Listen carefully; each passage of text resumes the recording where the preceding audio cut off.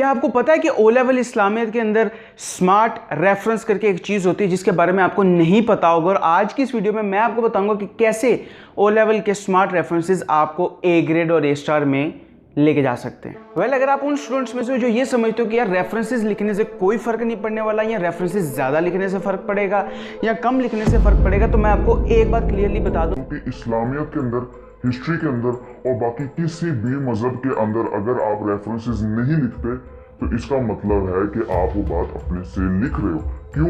क्योंकि जब तक आप पॉइंट आउट नहीं करोगे कि कुरान में, हदीस में किस जगह पे इस वाक़े को, इस बात को क्लैरिफाई किया गया है, तब तक आप अपना जवाब नहीं बना सकते। तो इसलिए रेफरेंसेस आर वेरी इंपॉर्टेंट, और खास तौर पे आपके ओ लेवल इस्लामिक के अंदर रेफरेंसेस बहुत इंपॉर्टेंट होते हैं।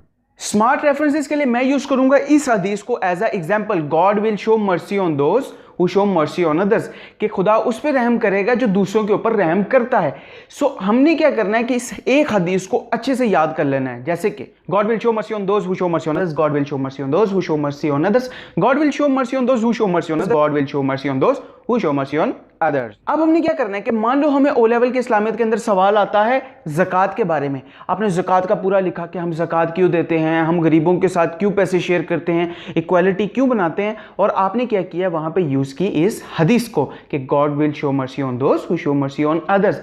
क्या ये चीज़ वहां फिट हो रही है? बिल्कुल हो रही है। अब आपसे पूछ लिया जाता है फास्टिंग के बारे में कि हम रोज़ा क्यों रखते हैं। तो जब हम रोज़ा रखते हैं तो हम एक्चुअली कर क्या रहे होते हैं, हम उनकी पेन फील कर रहे होते हैं, उन गरीब लोगों को जिनके पास खाने को नहीं होता। उसकी वजह से हमारे अंदर क्या चीज़ पैदा होती है, मर्सी ऑन हुम, मर्सी ऑन गरीब। और इस मौके के ऊपर आप क्या कर सकते हो, इस मौके पे आप ये वाली हदीस इस्तेमाल कर सकते हो। जस्ट टेक एन एग्जांपल, जब आप सल्लल्लाहु अलैहि वसल्लम के कैरेक्टर का अगर आपको कोई सवाल आता है, उस टाइम क्या आप ये हदीस शो कर सकते हो? यस, आप वहां पे शो कर सकते हो। जैसे कि अगर आपको पता हो कि प्रॉफिट ने जो आपके ईद के कुर्बानी के जानवर होते हैं उनके साथ कितनी रहम दिली के साथ उनको कुर्बान करने का है, कि जैसे कि अगर आप एक को कुर्बान कर रहे हो तो आप दूसरे को ना शो करो। वो एक अलग बात है कि हमारे यहाँ फॉलो नहीं होता, लेकिन ऐसा है।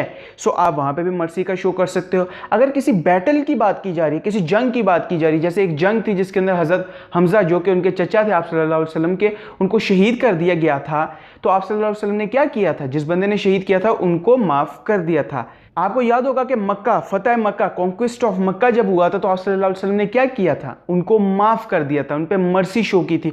इवन ये कहा था कि जो अबू सुफियान के घर जाएंगे हम उनको भी माफ कर देंगे। तो क्या ये हदीस वहां पे यूज हो सकती है? बिल्कुल हो सकती है। ऑर्फन्स के बारे में आपको सवाल आता है, ऑर्फन्स की एक हदीस भी आपके सामने मौजूद है जो कि आपको सामने स्क्रीन पे नजर आ रही होगी। अगर आपको ऑर्फन्स का सवाल आता है तो क्या आप वहां पे ये हदीस यूज कर सकते हो?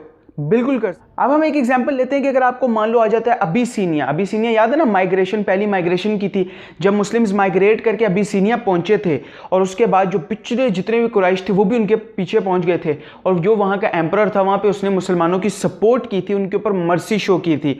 तो आपको माइग्रेशन के बारे में आता है, आप वहां पर फिट कर सकते हो। अगर आपसे पूछा जाए कि आप सल्लल्लाहु अलैहि वसल्लम और बाकी मुस्लिम्स जो थे वो मक्का को छोड़ के यसरिब यानी मदीना गए थे, तो जब वो मदीना गए थे तो मदीना के लोगों ने उनको बुलाया था। You can actually put that mercy thing up there as well. So आप ये वाली हदीस वहां पे भी इस्तेमाल कर सकते हो।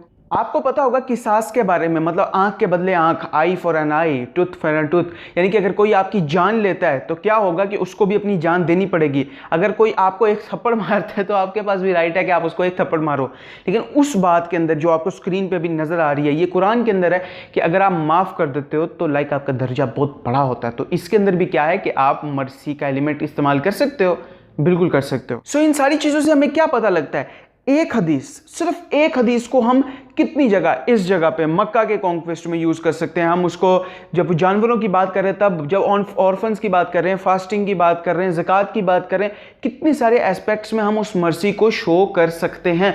सो इसी तरीके से आपने क्या करना है कि आपने कुछ चंद हदीस या कुछ कुरान के जो वर्सेस हैं उनको रेफरेंसेस के तौर पे अच्छे से याद कर लेना है। उसके बाद क्या होगा आपके सामने, और आपने उनके 5 से 6 सिचुएशंस बनाने हैं जहां पे आप उनको इजीली पुट कर सको, और इससे क्या होगा कि आपके पास ऐसे रेफरेंसेस होंगे जो कि स्मार्ट होंगे।